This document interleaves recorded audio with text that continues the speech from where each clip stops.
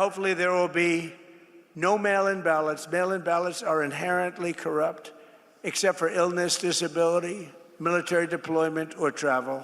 If you're in the military, you're far away, absolutely. But mail-in ballots have proven to be a disaster. We're the only country in the world that in this form does them. There's no other country in the world because they're crooked. With less than 100 days until the midterm elections, President Trump is once again putting America's voting system in the spotlight. He's renewing his criticism of mail-in voting, calling for major changes to how elections are conducted, while Democrats warn that some of those changes could make it harder for millions of Americans to cast their ballots.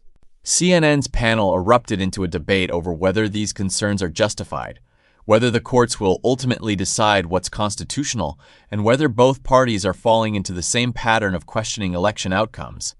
As the political temperature continues to rise, one thing is becoming clear. The battle over how Americans vote may become just as important as who they vote for. Now, if you're new here, I'm Bradley Hostin, and this is The Bradley Hostin Show.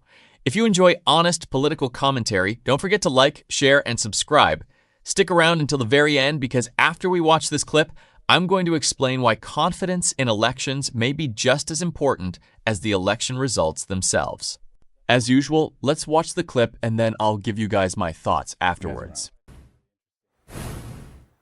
Tonight, with 98 days to go until the midterm elections, podcaster Charlamagne the God has a message for Democrats and a warning about President Trump's push to reshape how we vote. Take it seriously. Why does it feel like we're being so nonchalant about what's going to happen during the midterms? Like, you can literally make a list of all the things the Trump administration is attempting to do to undermine the midterm elections, and it feels like we just, moonwalking right into it, like it's nothing. Yeah. All the signs are right there. I mean, you're gonna wait till the day of to be fake outraged on social media for 48 hours, and then still go on about your life even after they steal the elections. In a speech on Monday night, President Trump repeated some familiar and false claims. Hopefully there will be no mail-in ballots. Mail-in ballots are inherently corrupt, except for illness, disability, military deployment, or travel. If you're in the military, you're far away, absolutely. But mail-in ballots have proven to be a disaster. We're the only country in the world that in this form does them. There's no other country in the world because they're crooked. Trump also asked the Supreme Court to greenlight an executive order that would curb mail-in voting ahead of the November elections. Camille Foster is joining us at the table. Is Charlamagne right that this is the bigger threat to the midterms than even this idea of are the socialists winning or are they not?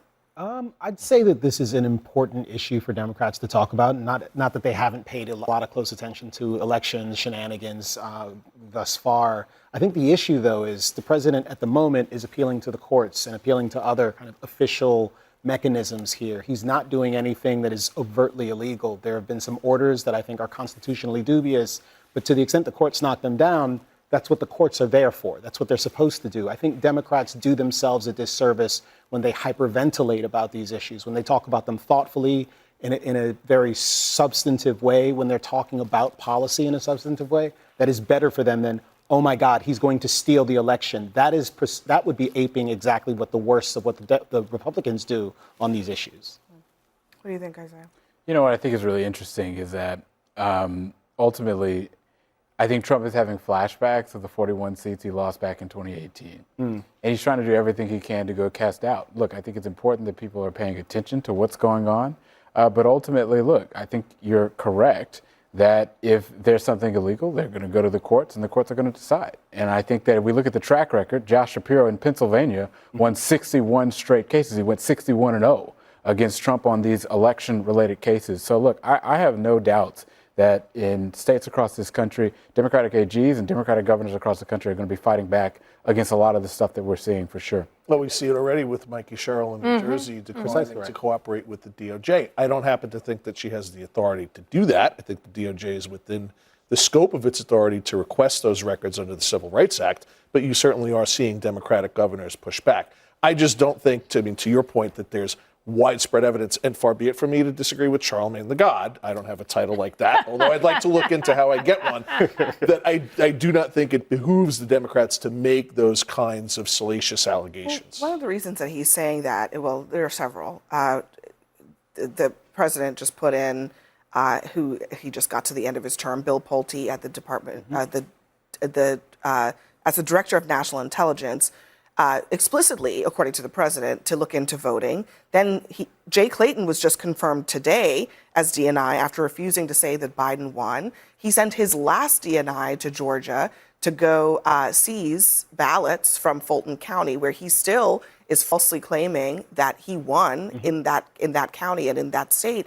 So he's doing some real things, and there is actually quite a lot that he can do to, and not just sow doubt, but also to actually mess with how elections are functioning. I mean, they're threatening states. If you don't change the way that you conduct elections, we'll withhold money from you. There are practical things happening. Yeah, I mean, look, there is no question that President Trump is obsessed with what happened in 2020 and obsessed with this idea of election fraud. And he's going to use every, lever he can possibly do to make changes in the election process that will affect the midterms, because he knows, like most Republicans, that they are losing. So I think, the Democrats, we need to take this seriously. We need to respond. We need to be aggressive. We need not make it the only thing that we're doing, right? We have to have policies and plans. We can't just be, anti-Trump. We need to be something else. 100%. But I think that, we need to walk and chew gum in this case. We need to take these things seriously, because for some states, the threat of losing money would be so significant to their budget, their leaders might have to think about making decisions they would not otherwise make. And that's a terrible, almost kind of like extorting type behavior for the federal government. I also wondered, on the Republican side, the president seems to be extremely fixated on this. I mean, you could argue maybe Democrats aren't paying enough attention. Well, Trump is focused. Right. He talks about it virtually every day. He thinks it's the number one issue, curtailing mail-in voting, changing the way states conduct their elections. Why is that the number one issue to him and not actual policy issues that matter to voters, like the economy, like cost of living? Well, I disagree with the framing of that. I think he is concerned about all of that, but I don't think you have to go back to 2018 or even 2020. I think you have to go back to June with what we saw in the LA mayor's race, where Spencer Pratt was leading, and then weeks after the election. Oh, here they go again. Okay. Well, let's see. Hold on a second. Just to be clear, I know there's a lot of polling going on, but that was a multi-way race in which Spencer Pratt was not leading. Right. He was actually. He lost. Hold on. Absolutely. No. He lost. Let me just disabuse you of this notion. Yeah. He was running against two liberals who each had a share of the vote that, if you add them together, were greater than his share of the vote. That is not leading. I have a question. That is not how this works. How is it possible Spencer that Pratt, Florida in that same is state, the Republican who was on the ballot for governor proceeded to the runoff. So again, there is zero evidence. Interesting how that works. There is zero evidence that it, anything went wrong. I can't even believe you would raise this. There's no evidence. Why won't you bring a case to court? Why won't you bring a case to court then? If you think that something bad, you brought it up. So first of all, you brought it up, so you got to bring it up. I would bring it up 100 times more. Proof. Why Those are is wild claims. I just want to say, not gone to court about this? Florida is able to count 10 million ballots and get those election results out the same night. Why can't LA and all these other Democrat states do it? There is something shady about it. There are a lot of questions that other people have.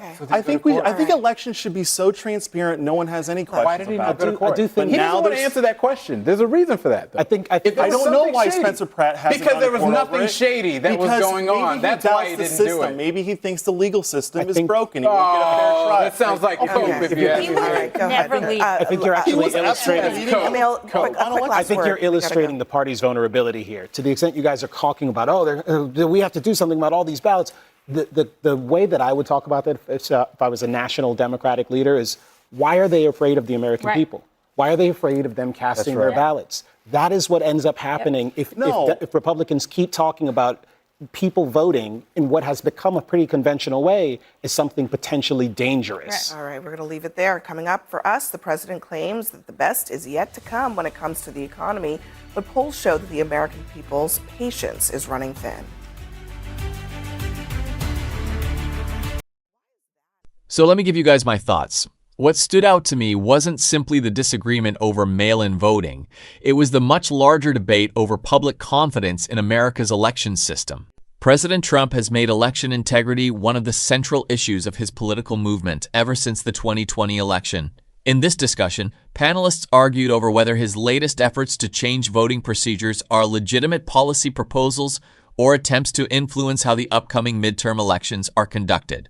Another point that caught my attention was how quickly the conversation shifted from policy to politics. Instead of spending most of the discussion on the specific legal questions surrounding mail-in voting, executive authority, and state election laws, much of the debate centered on what each party believes the other is trying to accomplish politically. The panel also made an important distinction that often gets lost in public debate. Several participants pointed out that many of these disputes are currently being challenged through the courts. That means the legal system, not television panels or political campaigns, will ultimately determine whether particular actions are constitutional or lawful. One thing I think Americans across the political spectrum can agree on is that elections should be transparent, secure, and trusted by the public. Regardless of which party wins, confidence in the electoral process is essential for maintaining trust in democratic institutions. As the midterm elections draw closer, expect voting rules, election procedures, and ballot access to become even bigger campaign issues. The outcome won't just depend on which candidates voters support. It may also depend on how successfully each party persuades Americans that the election process itself deserves their confidence. Those are just my thoughts. Let me know what you think in the comments below.